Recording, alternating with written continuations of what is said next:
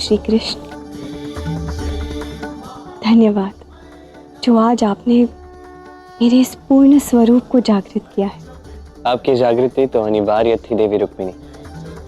आज महाशिवरात्रि के इस महापर्व पर स्वयं महादेव अपनी प्रेम गाथा इस संसार को बताने वाले, और आप तो मेरे इस संसार का अद्वितीय भाग है। बिना आपके एक क्षण साकार कैसे होगा?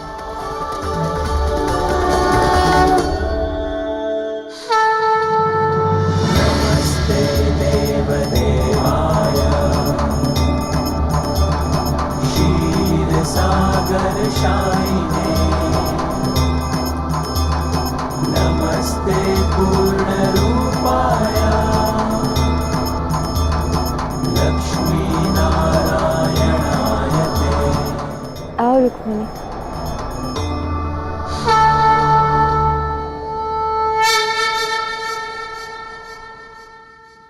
रुक्मिणी, इस रूप में तुमने राधा को बहुत बड़ी बड़ी चुनौतियां दे दी हैं। अब इस रूप के उद्देश्य को साकार जो करना है देवी। अब तो महादेव की पूजा आरंभ करें। नहीं शेषनाग, मैंने कहा ना, ये ब्रह्मांड की सबसे बड़ी पूजा होगी, तो इसका मंच भी विशाल होना चाहिए।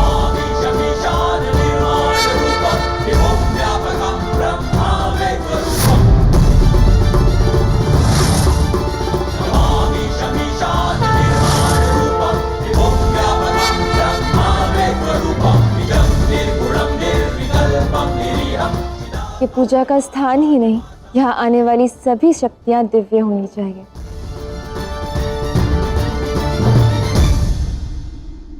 ब्रह्मदेव, देवी सरस्वती,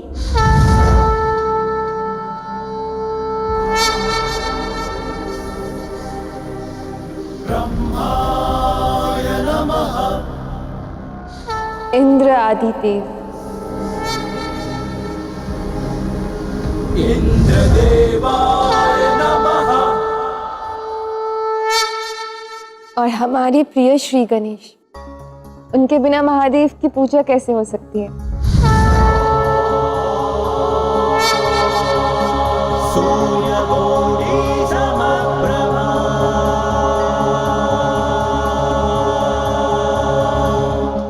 शेषनाग, आप भी अपने दिव्य रूप में आ जाइए। जो आज्ञा देवी।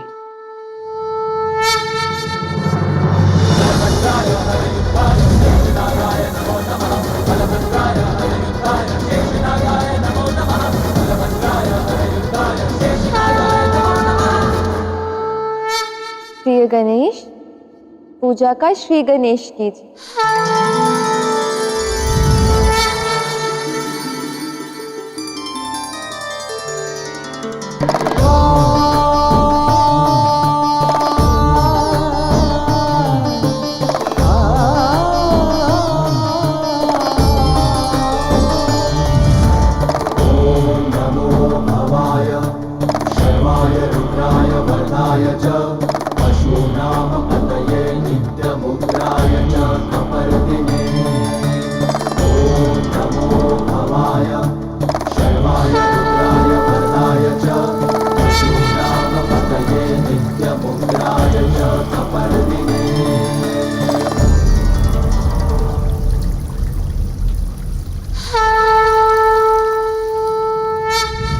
धन्यवाद देवी राधा। सत्यम, आज की महाशिवरात्रि की पूजा अब तक की सबसे भव्य पूजा हुई, और अब इसी भव्य क्षण पर मैं कुछ महत्वपूर्ण बताना चाहता हूं, कुछ ऐसा जिसे बताने के लिए ही मैं द्वारका आया हूं। आज मैं आप सबको महाशिवरात्रि पर्व का वास्तविक अर्थ बताता हूं। सबको ऐसा लगता है कि महाशिवरात्रि का पर्व इसलिए मनाया जाता है क्योंकि आज के दिन मेरा और पार्वती का विवाह हुआ था, परंतु इसकी कहानी कुछ और ही है, और यह आप सबके लिए जानना आवश्यक है। यदि दो लोग चाहें तो उनका विवाह तो हो ही जाता है, किंतु किसी भी संबंध को विशेष विवाह नहीं बनाता। संबंध को विशेष बनाता है परस्पर प्रेम और मित्रता। और कुछ ऐसा ही हुआ मेरे और पार्वती के मध्य। आज मैं आप सबको उसी की गाथा सुनाता। ये कथा अनंत जन्मों की है और प्रत्येक जन्म में पार्वती ने भिन्न रूप लिया, परंतु हर रूप में वो आकर अपने शिव से ही मिल गई और शिव ने भी प्रत्येक जन्म में उसके आने की प्रतीक्षा की। मैं कथा का आरंभ पार्वती के पिछले स्वरूप सती की कथा से करूंगा।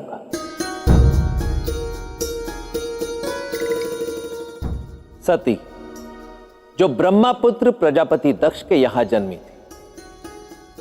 प्रजापति दक्ष मेरे आराध्य नारायण के तो भक्त थे, परंतु मुझसे अत्यंत घृणा का भाव रखते थे।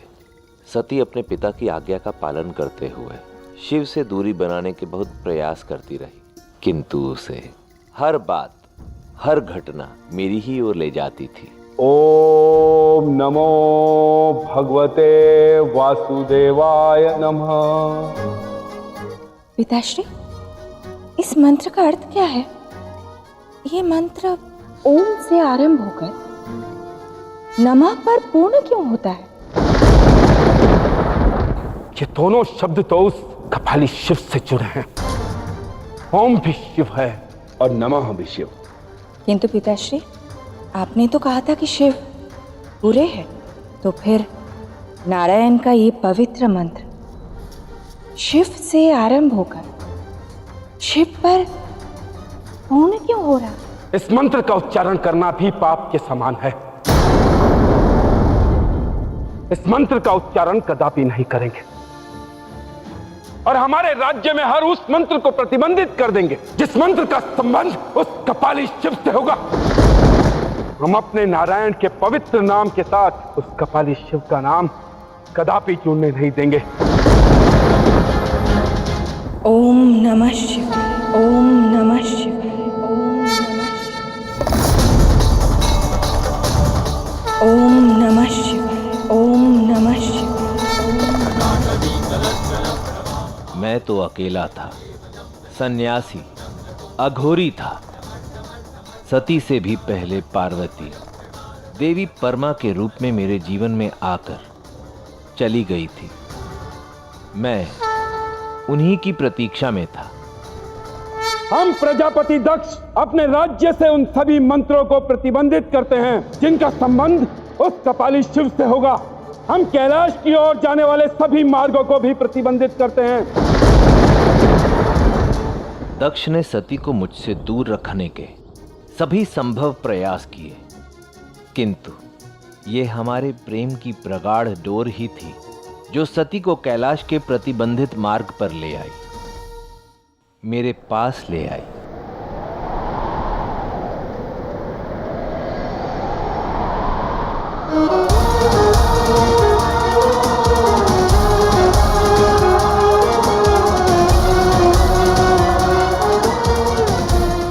सती ने दृढ़ संकल्प लिया था कि वो मेरे साथ ही विवाह करेगी। उसके इसी दृढ़ संकल्प की शक्ति ने मुझे उसके पिछले स्वरूप परमा की झलक दिखलाई और हम पुनः एक हो गए। किंतु दक्ष को यह स्वीकार नहीं था। जिससे संबंधित मंत्रों तक को हमने अपने राज्य में प्रतिबंधित कर दिया। तुम उस अघोरी शिव के पास जाना चाहती हो? हमारी पुत्री होकर तुम हमारे सबसे बड़े शत्रु से विवाह का विचार भी कैसे कर सकती हो? जिस क्षण तुमने उस कपाली शिव से विवाह किया, उसी क्षण तुम हमारे लिए मृत समान होगी। मृत तो मैं शिव से मिलने से पहले थी पिताश्री, अब तो मुझे जीवन प्राप्त हुआ है। यदि मैं शिव को छोड़ दूंगी तो पुनः मर जाऊंगी। क्षमा करें पिताश्री।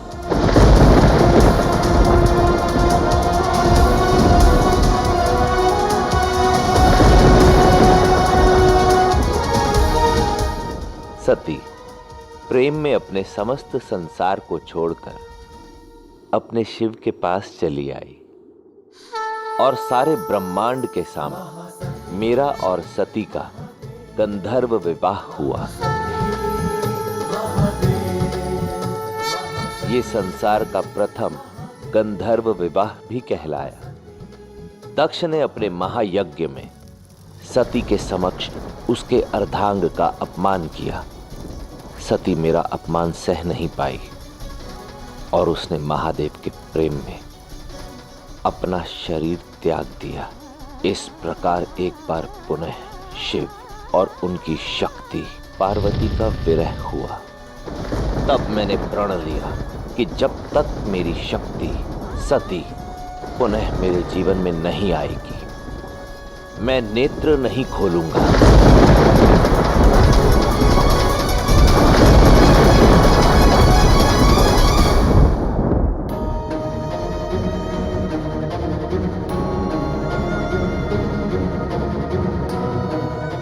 अनंत समय बीत गया। मेरी शक्ति ब्रह्मांड में कहीं लुप्त हो गई थी, परंतु मुझे हमारे अटल प्रेम पर विश्वास था कि हमारे प्रगाढ़ प्रेम की डोर ही मेरी शक्ति को पुनः मेरी ओर खींच ही लाएगी। मेरी वो शक्ति जो परमा रूप में मेरी प्रेमिका थी, सती के रूप में मेरी पत्नी थी, उसने अंततः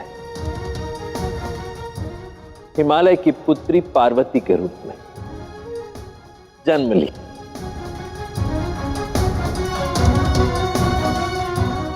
वो पार्वती जो बचपन से ही शिव की आराधना में लीन रही।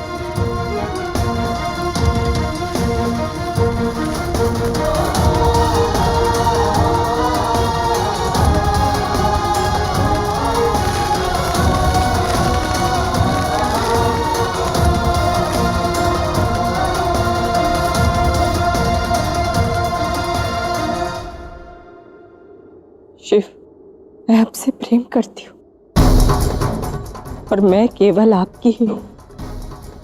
यदि आपने प्रण लिया है कि आप नेत्र नहीं खोलेंगे, तो मैं भी प्रण लेती हूँ कि जब तक आप नेत्र खोलकर मुझे नहीं देख लेते, तब तक मैं आपके ही तपस्या में लीन रहूंगी।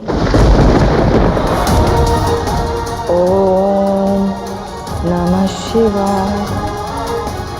ओम नमः शिवाय। अनेकों वर्ष बीत गए। शरद ऋतु की शिथिल करने वाली ठंड हो या भयानक आंधियां, भूकंप हो या भूचाल, पार्वती को कोई उसके प्रण से, उसके तप से विचलित नहीं कर पाया। वो उसके प्रेम की शक्ति ही थी जिसने अनेक वर्षों तक पार्वती को ऐसा घोर तप करने की शक्ति दी और फिर अंततः मुझे नेत्र खोलने ही पड़े।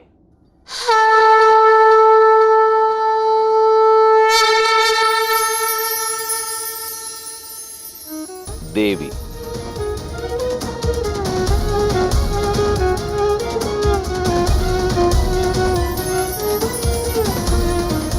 एक बार पुनः हमारा मिलन हुआ और हम फिर से वही प्रेमी बन गए जो एक दूसरे के प्रेमी कम थे और सखा अधिक।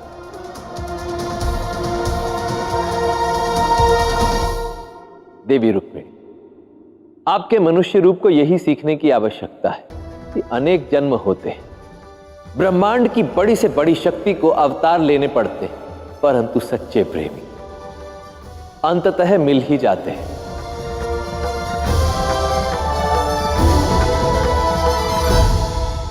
क्योंकि जिस शक्ति ने मुझे और पार्वती को प्रत्येक जन्म में बांधे रखा, वो विवाह का गठबंधन नहीं था, अपितु हमारे पवित्र प्रेम का धागा था।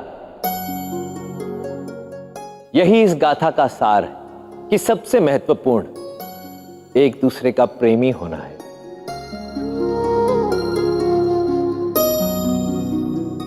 सखा होना है। विवाह होना सौभाग्य की, आनंद की बात है, परंतु अपने प्रिय से प्रेम का भाव रखना, सखा भाव रखना, यह हमारे अपने चुनाव की बात है। ऐसे अनुपम संबंधों से हमारे अस्तित्व और व्यक्तित्व को ही नहीं, हमारे विवाह को भी लाभ पहुंचता है।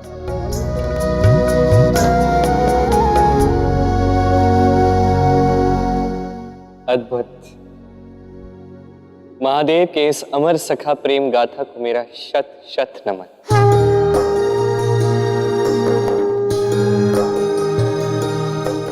रुक्मिणी, आज सखा प्रेम क्या है ये स्वयं महादेव ने समझाया है। आशा है कि आप सब कुछ समझ गई होंगी।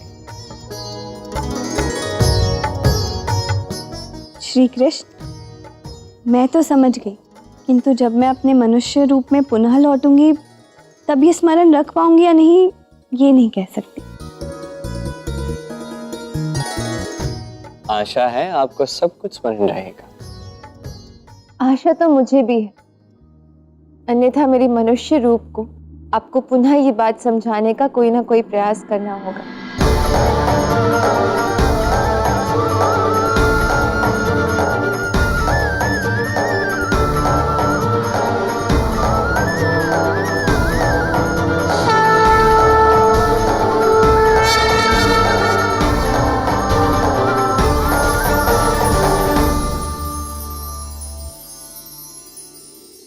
यदि ये प्रेम के धागे ने आपको बांध के रखा है, तो ये प्रेम का धागा आगे भी आपको सदैव इसी प्रकार बांधे रखेगा।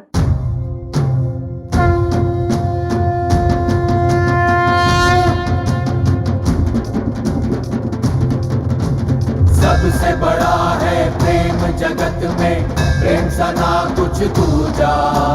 प्रेम स्वयं ईश्वर का रूप है, प्रेम ही सच्ची पूजा।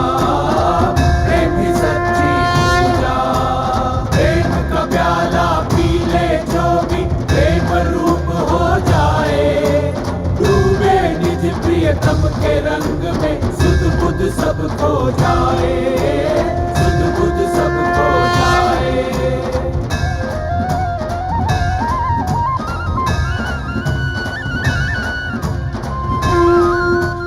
श्री कृष्ण, मेरा भोलेनाथ का रूप धर के द्वारका आने का उद्देश्य पूर्ण हुआ। उस रूप के माध्यम से जो संदेश मैं संसार को देना चाहता था, दे दिया। महाशिवरात्रि का पूजन भी स्वयं मेरे आराध्य प्रेम की देवी राधा, उनके ही दूसरे स्वरूप देवी रुक्मिणी और अन्य देवताओं की उपस्थिति में पूर्ण हुआ।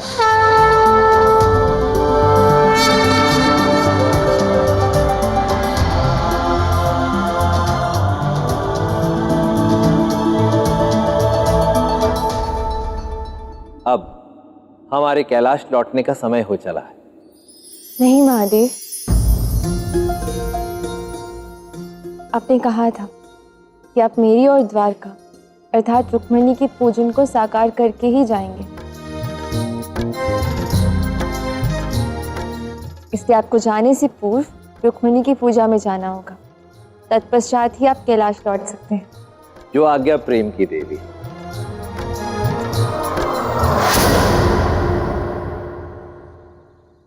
हे महादेव, ये कैसा स्वप्न था?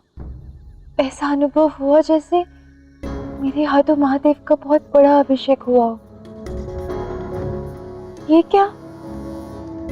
सब लोग कहाँ चले गए?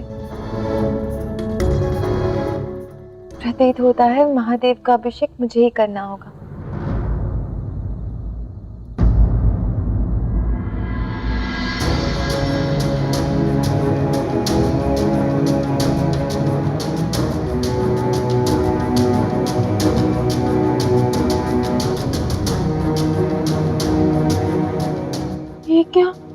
यहाँ तो सत्य में महादेव का अभिषेक हो चुका है। संभवतः मैंने ही सबके साथ मिलकर अभिषेक किया होगा। तत्पश्चात ही मैं ध्यान में लीन हुई होंगी, अन्यथा ऐसा होना तो असंभव है। हे महादेव, जैसा मेरा अभिषेक सफल हुआ वैसे ही रुक्मिणी का भी हो। मेरी आपसे यही प्रार्थना है प्रभु।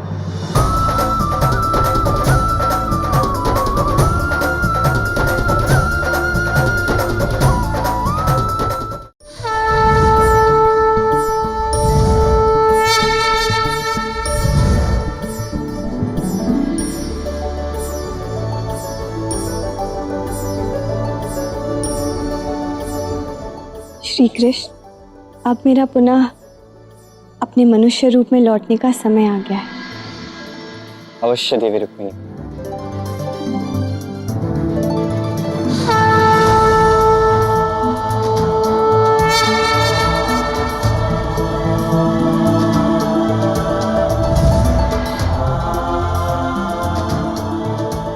महादेव, मुझे लगता है अब आपकी कृपा से ही सब उठेंगे। कुछ कीजिए। अवश्य।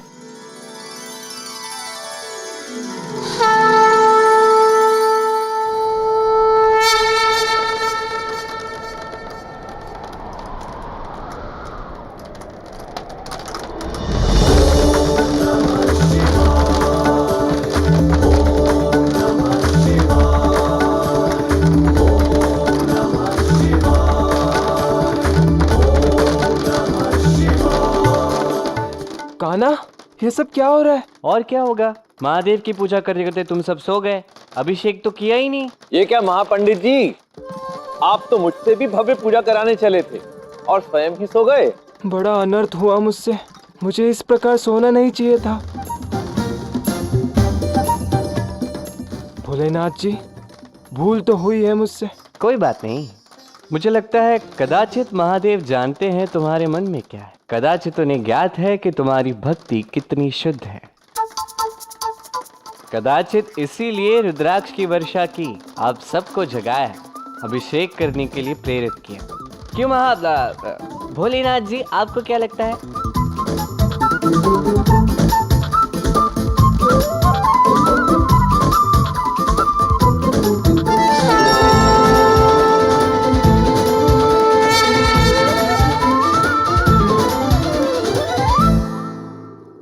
सत्य कहा श्री कृष्ण। सुदामा की महादेव भक्ति तो असीम है, तो महादेव को तो प्रसन्न होना ही था। भोलेनाथ जी, आपका धन्यवाद कि आपने मुझे द्वारका का मार्ग दिखाया। कदाचित मैं आपको समझ नहीं पाया और न जाने क्या क्या अपशब्द मैंने उपयोग किया आपके लिए। मुझे क्षमा कर दीजिए। क्षमा मांगने की कोई आवश्यकता नहीं है सुदामा। जितनी तुम्हारी आत्मा पवित्र है, उतना ही तुम्हारा क्रोध निर्मल है और कृष्ण के प्रति तुम्हारी मित्रता अद्वितीय है। सत्य कहूं तो मेरी भी इच्छा यही है कि मेरा तुम्हारे जैसा कोई सखा या मित्र हो। वास्तव में कृष्ण अत्यंत भाग्यशाली है कि उसका तुम्हारे जैसा मित्र है। नहीं भोलेनाथ जी, भाग्यशाली तो मैं हूं जिसे कृष्ण जैसा मित्र मिला। वह स्वयं तो द्वारकाधीश है, परंतु उसने इस सखा को केवल एक सखा की तरह प्रेम दिया।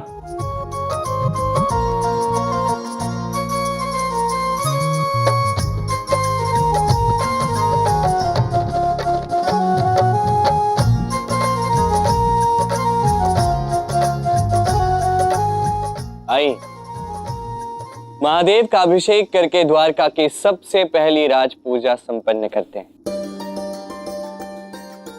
आइए रुक्मिणी, इस पुण्य से भरे कार्य को संपन्न करते हैं। आइए महापंडित जी।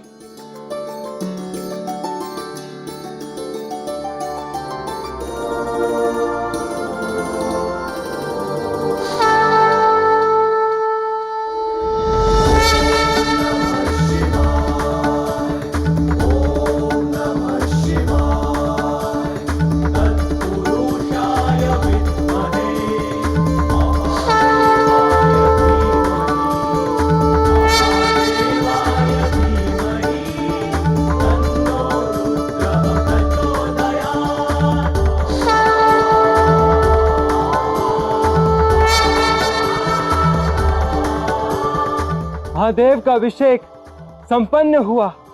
हर हर महादेव। हर हर महादेव।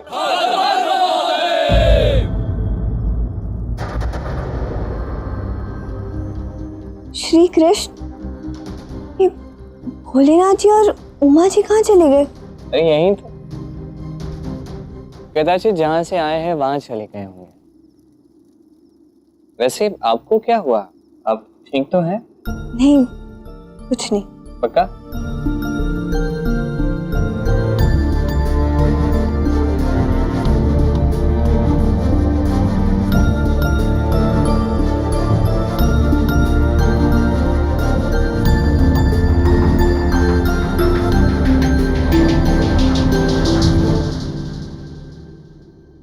रुक्मिणी, तो कैसी रही रात से पूजा? सफल। मैं बहुत प्रसन्न हूँ। जानती हो, शिवरात्रि की रात्रि सारी रात्रियों में से सबसे अधिक काली रात्रि होती है और इस समय महादेव की पूजा करके और उसे सफल करना प्रकाश की ज्योति की जागृति के समान होता है। हाँ राधा, मुझे भी ऐसा लग रहा है जैसे जैसे मेरा मन प्रकाश से भर गया है। आज पूजा के समय मुझे एक बहुत बड़ी बात समझ आई और ऐसा प्रतीत हो रहा है जैसे जैसे केवल समझ ही नहीं आई, बल्कि बल्कि अनुभूति में उतरी है वो बात। कैसी बात? यही कि मुझसे बहुत बड़ी भूल हुई है। तुम सही कहती थी राधा, सखा प्रेम सच में बहुत दिव्य होता है और कृष्ण प्रेम को समझने के लिए सखा प्रेम को समझना अत्यंत आवश्यक होता है। हम दोनों एक दूसरे के विरुद्ध नहीं, एक साथ खड़े हैं। हम दोनों एक ही अस्तित्व के दो रूप हैं। हम दोनों ही श्री कृष्ण को एक समान जानते हैं, समझते हैं, से एक समान ही प्रेम भी करते हैं और इस प्रकार उनसे दूर रहकर उनके प्रेम को जीना, यही प्रेम की सबसे सुंदर और अप्रतिम व्याख्या है। रुक्मिणी, सच में मैं बहुत प्रसन्न हूँ कि तुम्हें ये बात समझ में आ गई है कि तू इतनी बड़ी अनुभूति तुम्हें हुई कैसे? निश्चित रूप से तो नहीं कह सकती, पर मुझे ऐसा आभास हो रहा है जैसे महाशिवरात्रि के इस पर्व पर स्वयं महादेव ने मुझे ये बात समझाई।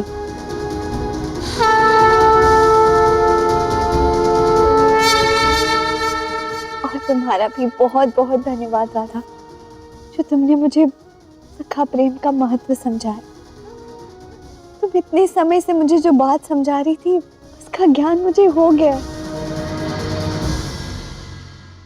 अवश्य ही महादेव की कृपा रही होगी तुम पर। तुमने इतनी बड़ी पूजा का आयोजन किया ना उनके लिए, और तुम्हें इतने बड़े ज्ञान का बोध हो गया है। इसलिए मुझे पूर्ण विश्वास है कि कृष्ण तुम्हारे साथ अत्यंत सुखी और प्रसन्न रह पाएगा।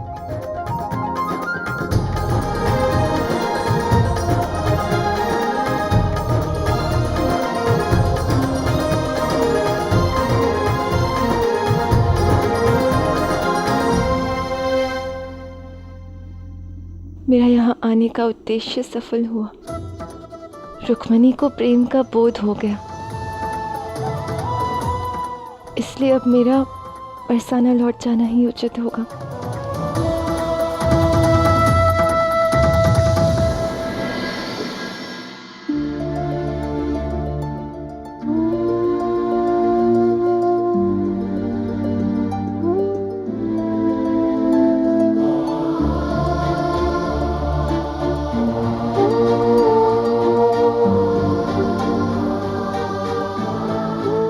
राधे,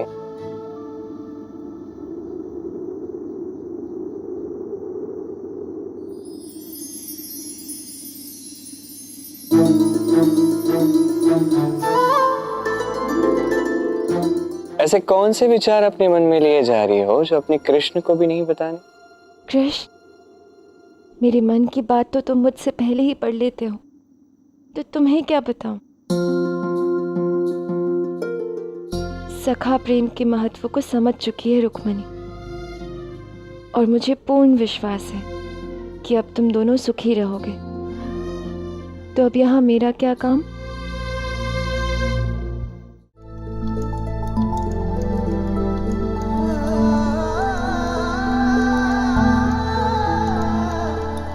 मुझे क्या आता है, किंतु फिर भी मैं चाहता हूं तुम कुछ समय के लिए और यहीं रुक जाओ मेरे साथ, यहीं द्वारका में।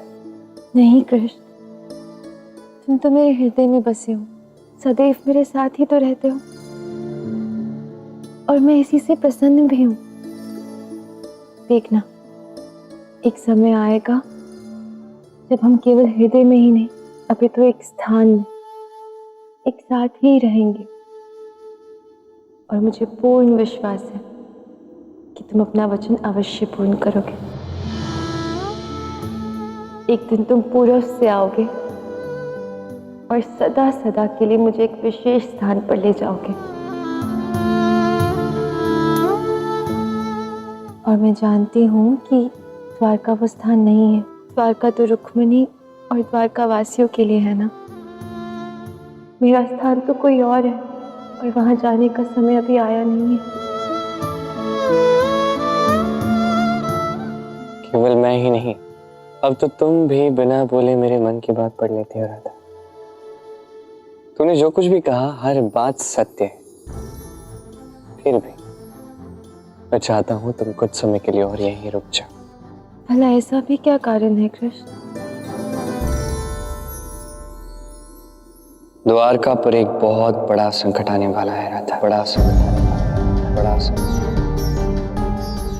ऐसा संकट जो कदाचित पुनः कभी नहीं आएगा। और अब मुझे तुम्हारी सहायता की आवश्यकता है। किंतु मैं तुमसे दूर होकर भी हूँ तो तुम्हारे साथ ही ना कृष्ण। और मुझे पूर्ण विश्वास है कि संसार में ऐसा कोई संकट नहीं जिसका संहार मेरा कृष्ण नहीं कर सकता। समझो कृष्ण, मेरा बरसाना लौट जाना ही उचित होगा। अवश्य, क्यों नहीं, जैसे तुम्हारी इच्छा राधा। कृष्ण, मैं जा तो रही हूँ, किंतु यहाँ बिताई तुम्हारे साथ सारी सुंदर स्मृतियां सदा सदा के लिए अपने साथ ले जा रही हूँ।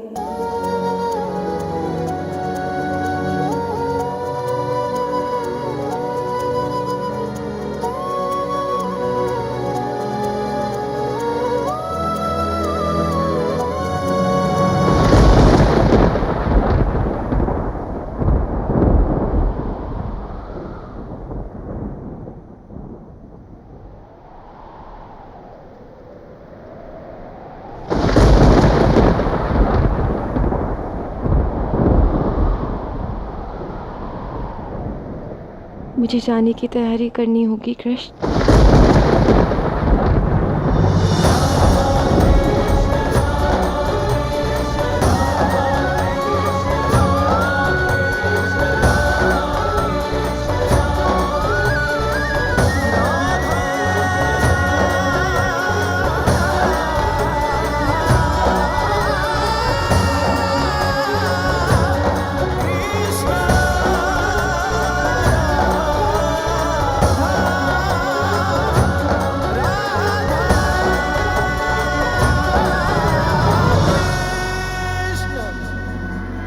महापंडित सुदामा जी की, महापंडित सुदामा जी की, महापंडित सुदामा जी की।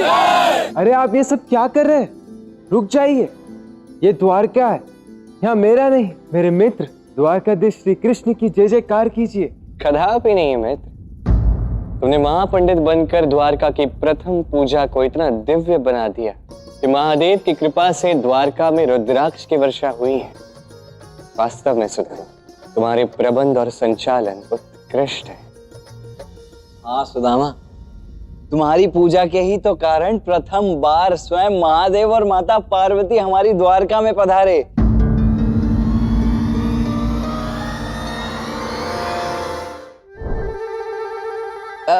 मेरा तात्पर्य है कि मुझे ऐसा प्रतीत हुआ कि जैसे जैसे स्वयं महादेव और माता पार्वती पधार गए हो हमारी द्वारका में।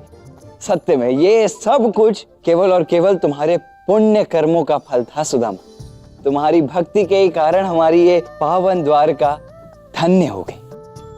हाँ सुदामा, तुम केवल नाम के ही नहीं बल्कि कर्म से भी महापंडित हो। सच, आपने तो मेरी अपेक्षा से भी कई अधिक अच्छी पूजा साकार कर दी सुदामा जी। आपका बहुत बहुत धन्यवाद। अद्भुत सुदामा, तुमने सखा प्रेम का अद्वितीय उदाहरण संसार के समक्ष प्रस्तुत किया है। तब सुदामा, पूजा तो संपन्न हो गई, अब बताओ क्या करना है? मुझे अपने परिवार के पास लौटना ही उचित होगा कान्हा। मुझे याद था तुम यहीं का होगे। मैंने उसके सारे प्रबंध कर दिए हैं। बस तुम्हारे जाने से पूर्व मैं इस महापूजा की एक उचित दक्षिणा तुम्हें देना चाहता हूं सुदामा। एक ऐसी दक्षिणा जो कदाचित मैं भविष्य में कभी किसी और को नहीं दूंगा। बहुत बहुत धन्यवाद कृष्ण।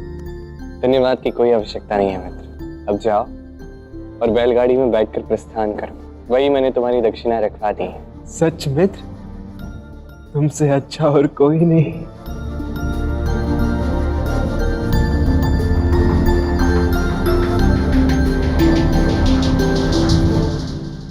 अच्छा मित्र, तो पुनः मिलेंगे हम।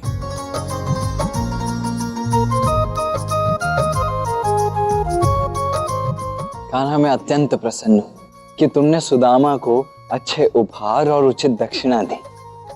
सत्य में हमारे मित्र सुदामा को इन सब की इस समय सबसे अधिक आवश्यकता थी। मैंने सुदामा को वही दिया जो उसका आवश्यकता थी, वही दिया जो उसको मिलना चाहिए, जिसका वो अधिकारी है।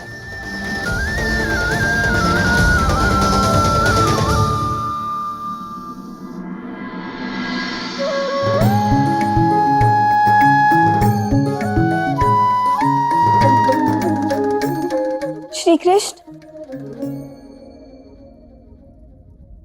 रुक्मिणी, कहीं मैं आपसे क्षमा मांगना चाहती हूँ।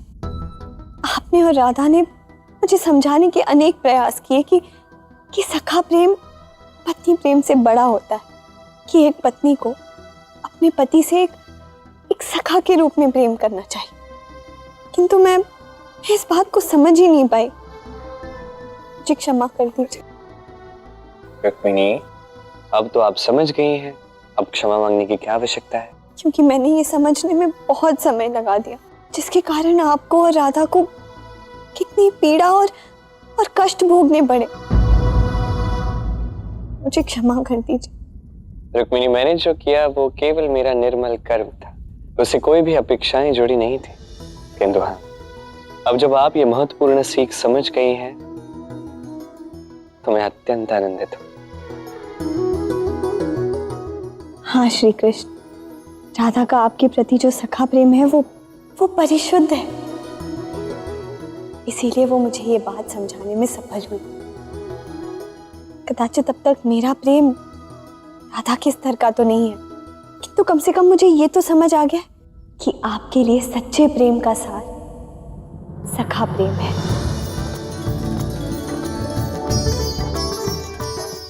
इसलिए आज से मैं हम दोनों के मध्य भी इसी प्रेम को विकसित करूंगी। आज से मैं केवल आपकी पत्नी नहीं, आपकी सखी बनूंगी, आपकी सखी बनूंगी, आपकी सखी बनूंगी। आज से राधा, आप और मैं, हम तीनों सखा बनेंगे।